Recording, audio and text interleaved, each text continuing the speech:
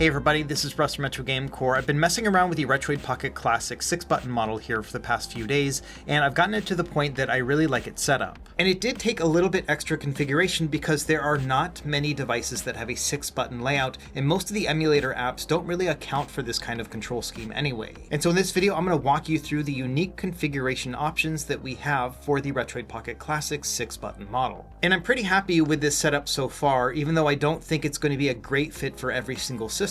Many of them will play well. Either way, let's go ahead and dive right in.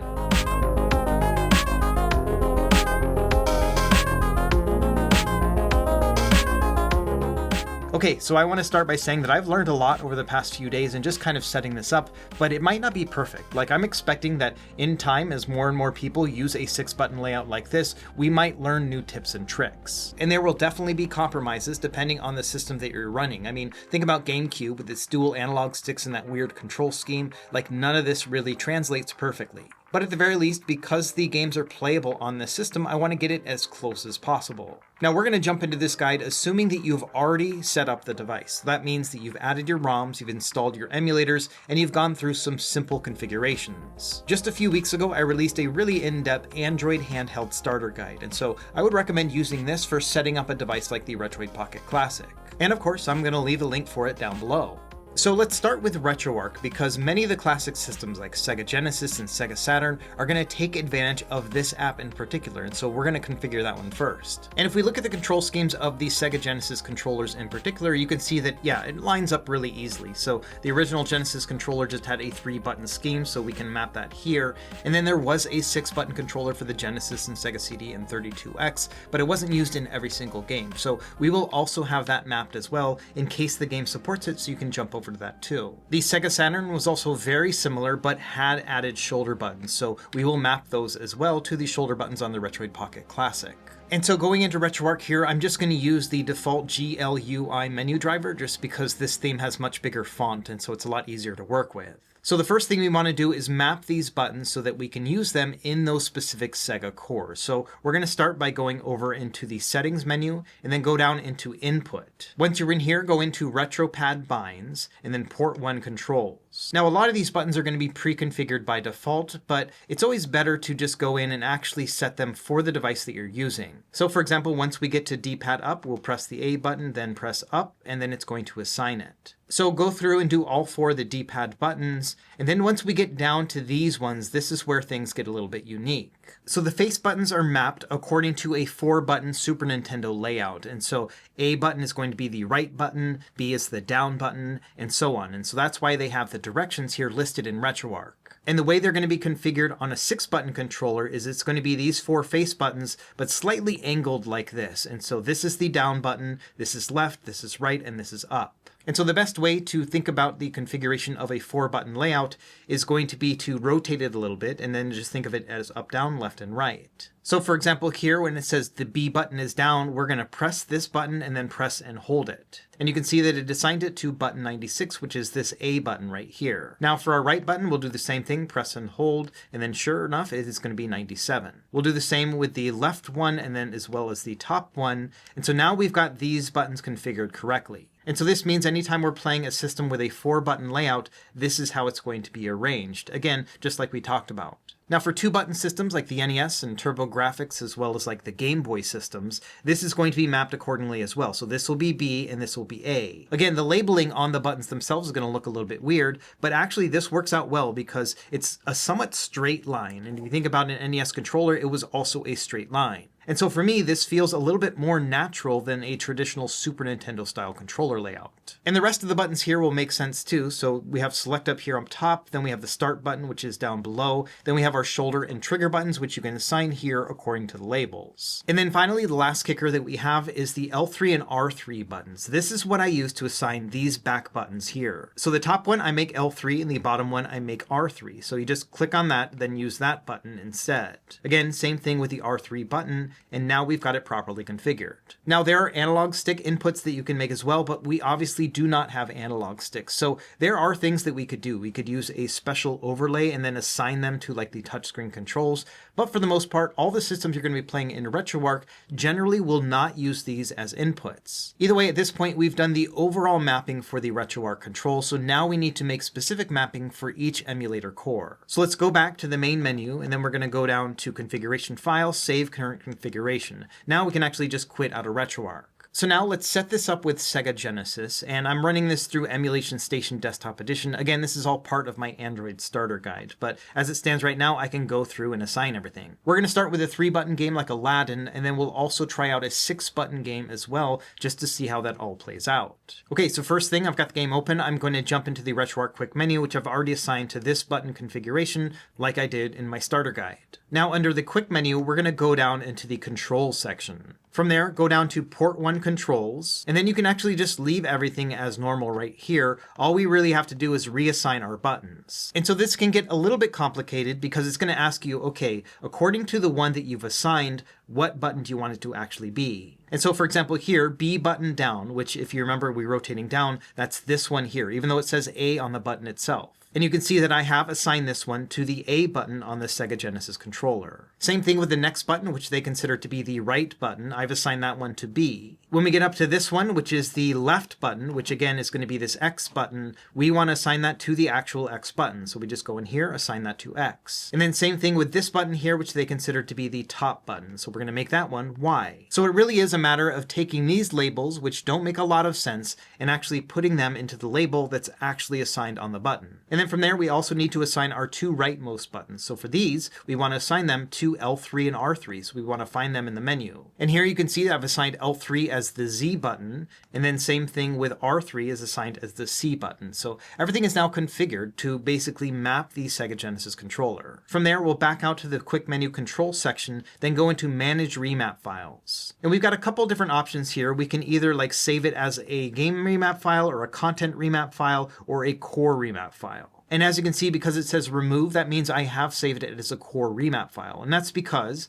I'm going to be using this layout for other Sega Genesis style games like Sega CD and 32X. And those are stored in different folders, but use the same core. And so that's why using a core option makes the most sense. If it was only going to be one system in particular, like say for example Sega Genesis, then I would save it as a content directory remap file. Either way, you can see I've saved it as a core remap file, and actually we are now done. We don't have to do anything else. So now if we go back and resume our game, you can see that everything is working well. So the C button is jump on the original controller and it's jumping. I can then go and slash with my sword and then throw an apple. So all 3 of these are assigned correctly. Now these buttons don't do anything, but they never did on the original game anyway. So already we've got Sega Genesis working, and if we exit out of a game and start any other game up, all the mapping is going to be correct. And same thing if we do like a Sega CD or a Sega 32X game, all these are going to work out.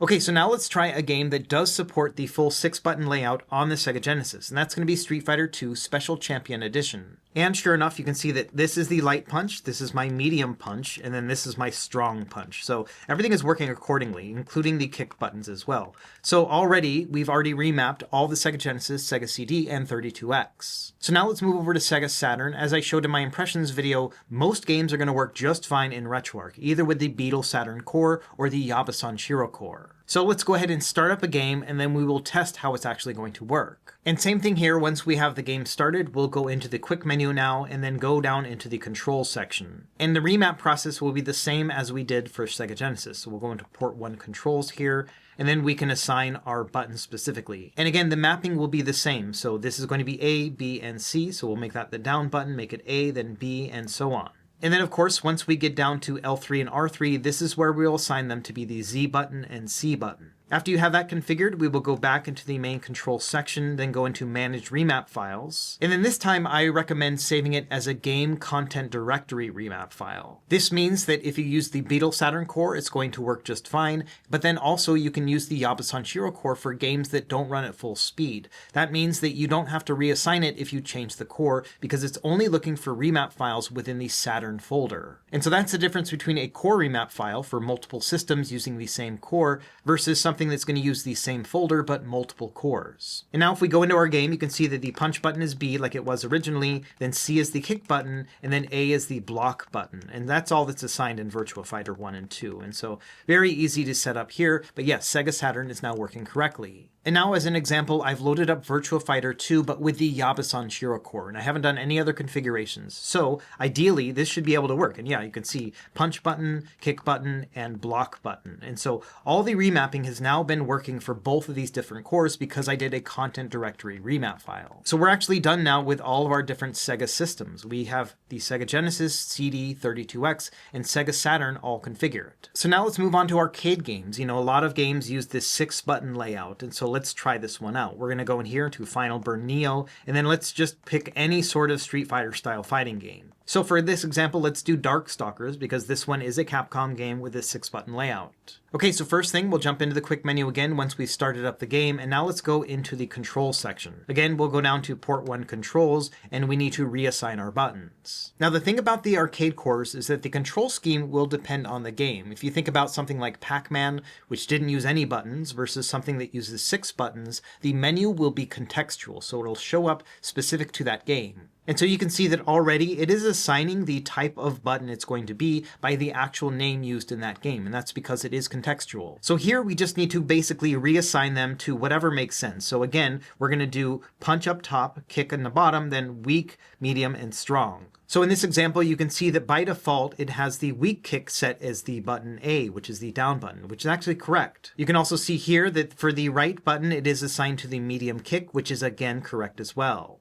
And that's because this is how it's laid out on a fighting game in a 4-button controller. So it's just coincidence that it works on both of these systems. However, if you've ever tried one of those Capcom-style fighting games on Final Burn Neo with a 4-button controller, they put the shoulder buttons as the strong, kick, and punch. And in our example, we're going to use L3 and R3 instead because that's what we've assigned to these 2 buttons on the Retroid Pocket Classic. And so you can see here into the menu, it says that L1 and R1 are the strong punch and strong kick. You can leave them like that. If you still want to have them assigned and be able to push them in the back, you can definitely do that. It isn't going to hurt to have them assigned to both buttons, so you can either remove them or just leave them as they are. I'm going to leave them as they are just to give you the most options possible, but now we can go down to L3 and R3 and actually assign them accordingly. And so for L3, we want this one to be the strong punch, so we need to find that here in the menu, right there.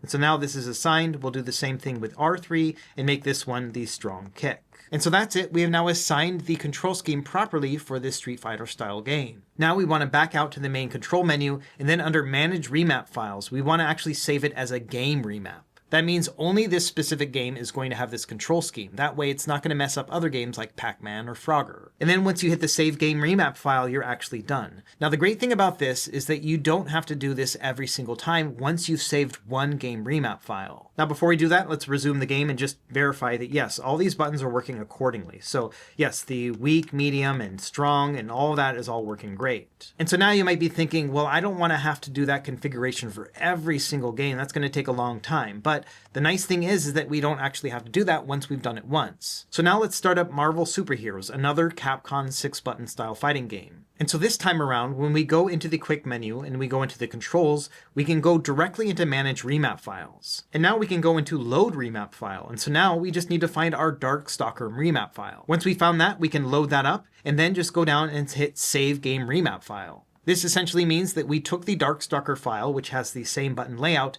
loaded it up, and then saved it as the one for Marvel Superheroes. And so that's it. You only will have to do that one time per game as well, but now if we go back into the game, you'll see that all of the buttons will work accordingly. So we have weak, medium, and strong, and same thing with the kick buttons as well. And so yeah, everything is working perfectly. Now for games like Mortal Kombat, it's going to be a little bit different because it didn't have a 6-button layout, but actually a 5-button layout because the middle one was a block button. Then you had your high and low punch and kick. This is again going to be very easy to set up within the configurations, but let's just do a quick remap so you can see it. And so now in this quick menu, just go back down into controls and then, port 1 controls again, and then let's look at the mapping. So when it comes to the punch buttons, these are actually correct. You can see that this is the low punch, this is the high punch, so this has all been mapped right. However, because this game is made with a 4-button scheme in mind, you can see that the kick buttons are assigned to the middle buttons, and I think it's probably more traditional to put them to the right buttons instead.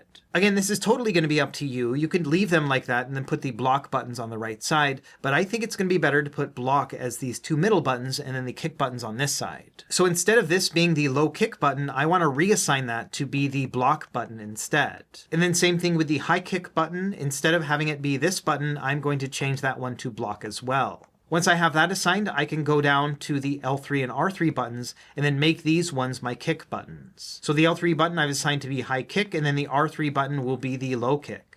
And that's it. Once we have that set up, I'm going to go into the Manage Remap Files and then Save Game Remap File. And bear in mind that other games like Mortal Kombat 3 actually had a run button, so you can assign that however you would like with this 6-button control scheme. Either way, if we go back into the game, you can see that yes, high punch, high kick, low kick, and then I have the block for either of these two buttons. So everything is working correctly. Now, Killer Instinct does run at full speed on this chipset, and I use mine under MAME, so the control scheme's a little bit different than Final Burn Neo, which has a little bit more of a contextual menu. So instead, what we have to do here is go into Port 1 Controls, under Device Type, change that to 6-button, and then you have to go through and assign these buttons based on the number. And the control scheme is going to be 1, 2, 3 up top, 4, 5, 6 down on the bottom. And so you can see I have this button assigned as 4, this button as 5, 1 and 2, and then I have 3 and 6 assigned down here with L3 and R3. And so now you can see I have light, medium, and heavy punch, and then same thing here with the kick buttons too. It's really hard to actually get a move off in this dang game, but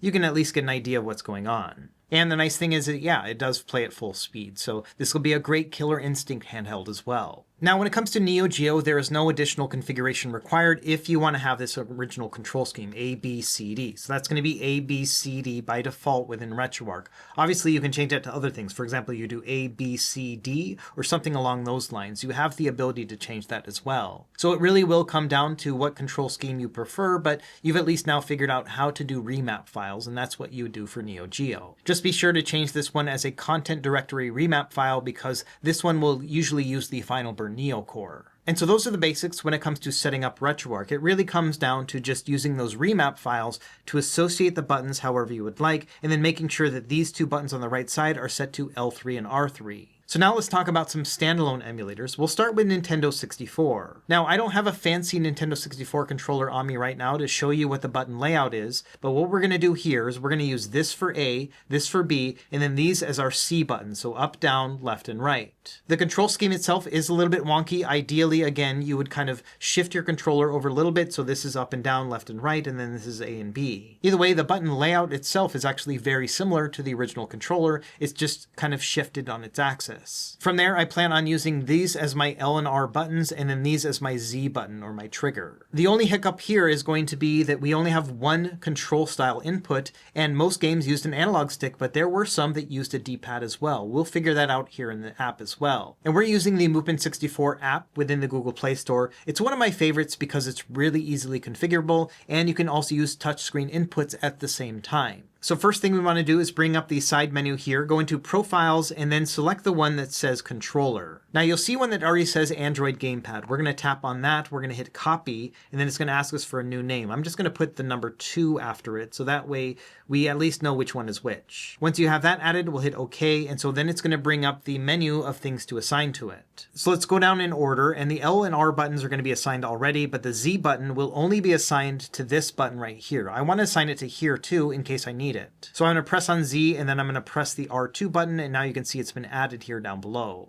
Now when it comes to the A and B buttons, they will actually be assigned correctly. So this is going to be A, this is going to be B. But then now for the C-pad buttons, we need to assign them to these buttons. So what we're going to do here is C-pad right, I'm going to hit the C button, C-pad left, I'm going to press Y, C-pad down is going to be B, and then C-pad up is going to be Z. So now I've assigned these C-pad buttons, again, according to this layout right here, it's a little bit off center, but that's how it's going to work. Now, because the majority of Nintendo 64 games use an analog stick and not a D-pad, I want to remove the D-pad inputs right here. I want to make this my analog stick. So the first thing I'm going to do is actually press on the button and then select Unmap for each of these D-pad options. So I'm just basically unmapping my D-pad so that this input isn't going to do anything. And then now under analog inputs, I'm going to assign these to my D-pad buttons instead. And they're actually already pre-assigned, but it's always good to go through and double check. So now this D-pad is going to function as my left analog stick. I've got my C buttons here, which are quote unquote my right analog stick, and then I have my A and B buttons. So all my inputs are mapped. The only thing missing is the D-pad, but we're going to assign that to the touchscreen. So now back in the main menu here, going into the profiles, we're going to now go into touchscreen. This time we're going to press the new button and we're going to assign it a name. I'm just going to make it RPC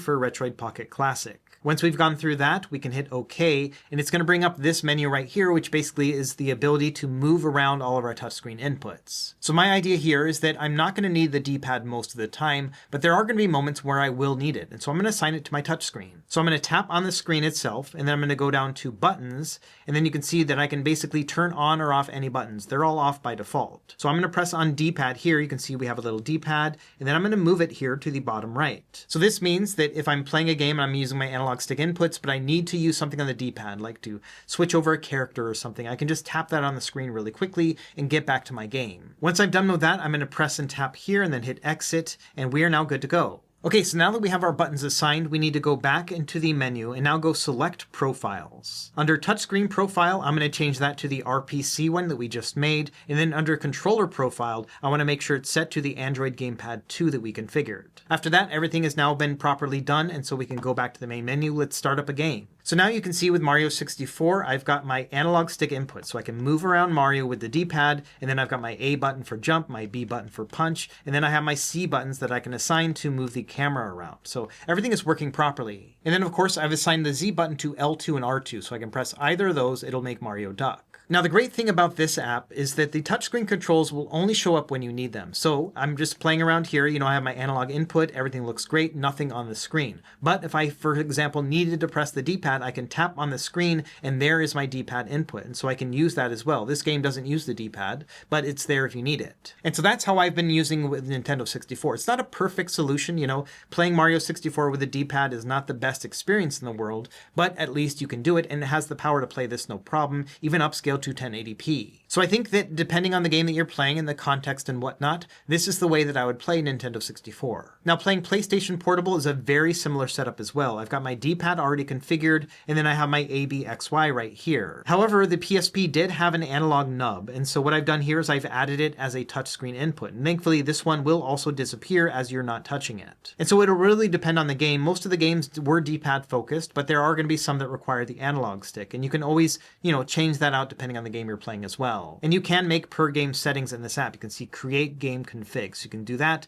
then change your settings, and then that's how you can adjust the controls per game. Now the setup for this is very easy. For control mapping, you just need to go through and assign your D-pad and all your face buttons. But then for the actual touchscreen controls, you need to make sure that it says on-screen touch controls, and then you can edit the layout. And then under customize, you can choose which ones show up, and you can see that all I have is the analog stick showing up. So I have that here on the bottom left. And from there, you can resize it and move it, and that's essentially it. And so that's how you'll play something like PlayStation Portable, in that you have the analog input if you need it, but for the most part, you'll probably just be using your D-pad and the face buttons. Okay, now let's talk about Nintendo GameCube. This is not a system that I would likely plan on playing on the Retroid Pocket Classic because we don't have any analog inputs, but you can actually make it work. And so the way I've been thinking about it with this control scheme is that the A button is very front and center, and it's surrounded by the others. And I think that the best assignment for that is going to make the A button be here on the Retroid Pocket Classic. That way these other buttons that surround it are easily reachable. So I'm going to set this as A, and then X, and then Y, and then B. And then of course we've got that Z button up top as well. I'm going to assign that to the actual Z button here. So that's going to make things really easy to access. From there, my idea is that I will assign the analog stick to the D-pad controls because most GameCube games will use this as their primary input. And then because these are not analog triggers, what I'm going to do is my analog input will be R1 and then my full click down input will be R2. So if you think about when playing GameCube, that means pressing it, halfway down to actually be that R1, and then that full click will be R2. And then for the C stick, I'm going to make that a touchscreen input here on the bottom right, and then for the D-pad, I'm going to make it here on the bottom left. So now within Dolphin, I'm going to click on the settings cog, then go into GameCube input, and then the other settings cog. And then within here, I just need to assign my buttons, and I've already done that, but you can see that the A button is now assigned to this B button right here. The B button is on the left side, so it's going to be this one. The X button is on the right, the Y button is up top. And then, like I mentioned before, the Z button is going to be the Z button, and then of course start is going to be start. From there, my control stick inputs, which is the left analog stick, I've assigned them to the D-pad. And then for like the C stick inputs, I haven't assigned anything. We're going to use a touchscreen, and same thing here on the bottom with my D-pad. I haven't assigned that either. And then for my triggers, I've set them up like I mentioned. So I'm going to do L1 and R1 as my analog inputs, and then for the full digital input, that's going to be L2 and R2. Now, when we start up a game, by default, it's actually going to show all the buttons on screen. So now we just need to basically erase some of these that we don't need to see and then readjust them. So what we're going to do here is we're going to press the back button. We're going to go into Overlay Controls. And now under Toggle Controls, we're going to unselect everything that we don't actually want to see. So essentially, we're going to unselect everything except for the D-pad and the C-stick. Once we have all of those set up, we can hit OK. And now if we go back in, you can see, yeah, we've got our D-pad and our C-stick right there. Now what we can do is we can go back into Overlay Controls and now do Edit Layout. So now we can actually move these around. So I'm going to move these right here. And so this means that they will be showing up on the screen. That might bother you, but it is always nice to be able to touch them when you need them as well. So that's how we're going to have it set up. By the way, you can also go in here and then under Overlay Controls, you can adjust them as well. So if you want them to be a little bit harder to see, you can change the opacity down to something lower, like say 26. You can also make them smaller by adjusting the scale, but I found that this size is about right. So if we hit OK, you can see that it's now harder to see these buttons. Yes, they're still there, but I don't think it actually gets in the way of me enjoying this game. And so that's how you would set up something like Dolphin, where you have all the inputs you need. The main input is going to be your analog stick, but you can touch the D-pad if you need it, and then also you have the C-stick if you need it as well. Again, it's not the prettiest setup, like it's a little bit unintuitive looking, but at least you can play these games, and thankfully the Retroid Pocket Classic has enough power to play them in the first place. Okay, so now let's talk about PlayStation 2, and it's the same setup as GameCube, but a little bit different. First thing, when you're in the menu, you want to go into the controller settings. And now under the touchscreen section, you want to change this to touchscreen controller view to be dual analog pad. Now under controller port 1, this is where you'll map everything. And so same thing like we did with GameCube. I'm not going to assign the D-pad inputs, but you can see here that I have all of my actual face buttons assigned accordingly. And again, it's just going to map that 4-button layout that's on its side. So this is the circle button and X button and so on. From there, under the left stick options, this is where you're going to assign your D-pad inputs. And so you'll just go through here and adjust all of your D-pad inputs to match the left stick. And then for the right stick, we're also not going to bind it to anything because we're going to use that with the touchscreen. Once you have that assigned, we can go ahead and start up a game, and this is where we will actually adjust the controls like I have them here. So when a game is running, we'll go back into this menu. We're going to go into the controller section. And now under touchscreen, there's an option to add or remove buttons. We're going to tap on that, and you can see there's a listing of all of them here. So again, I've just assigned it to the right analog stick as well as the D-pad. And then once you've got that done, you can do move buttons and then move them wherever you would like. And I've got my right analog stick down here and my D-pad down here. You can also do edit menu and resize the buttons and stuff like that from this editor. And so now as I'm playing a game, you can see that moving around the D-pad is my left analog stick, but then also I can use the right analog stick. So in this game in particular, you can dodge using that. So if I need to dodge, I can just tap that as I'm playing. So I can just like go like that and then dodge around. Not the best control scheme in the world, but at least I have inputs for everything. And then same thing with the D-pad inputs, which don't actually work in this game. And so everything is now actually set up accordingly, but again, it's going to depend on the game that you're running. And this app also allows you to do per game configurations. So if we go back here, you can actually go into the controls and there's an option right here, per game configuration. So I can turn that on. Then I can do things like delete the D-pad because I'm not going to need it with God of War specifically. And believe it or not, that's really about all you need to do to set up the configurations for most of these systems. Now I'm able to play like my arcade games, no problem. I can even jump into Nintendo 64 and everything is assigned accordingly and so on. We didn't go over every single system. For example, Game Boy Advance is just going to be auto-assigned by RetroArch to be A and then B. So it's going to make logical sense when playing this system anyway. But at least for the more problematic systems, you know, things like GameCube and Sega systems and whatnot, we have this now configured accordingly. So if you are picking up this device, those are the recommendations I have, but I'd love to hear from you as well in case you've got other configurations that you prefer. Let me know in the comments down below. As always, thank you for watching. Be sure to like and subscribe if you found this helpful, and we will see you next time. Happy gaming.